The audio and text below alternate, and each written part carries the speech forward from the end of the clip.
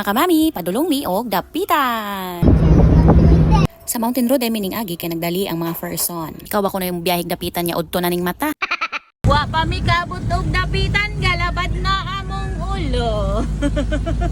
Makalabad gyud og ulo ang liko-liko der nga dalan sa Mountain Road. Sa biyahe pa lang daan gipatulog na gid nako si Alicia kay para dili magmaoy. Niabot na lang mig dapitan wa man gyud intawon katulga among bata. Pag abot sa dapitan nagproblema ang laagang inahan nga nagdaldalag tulo ka bata nga way back up.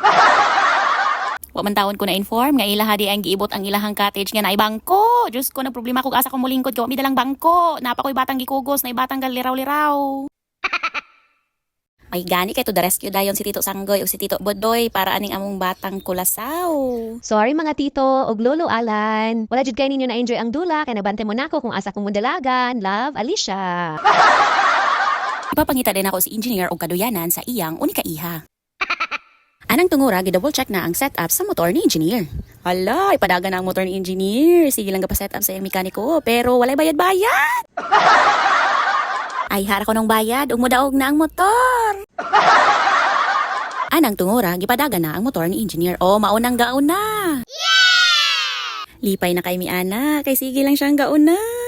Sana all. Nagkulbahinam nagigayo ang among mga sampot kay kada dagan sa motor kusog jud. Wow! Ang rider mekaniko day ana si John Ray Ontario, aka Tarek Stario. Igsuon day na siya ni engineer. Ayog sa paa, pareho na silang upaw.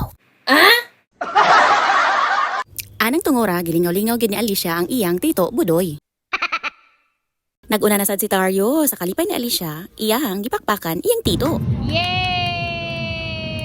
Fast forward, napildi mi sa bad start. First place lang sa takaron. Pero ang tinuod ana, kami unta ang champion ug wa mi napildi.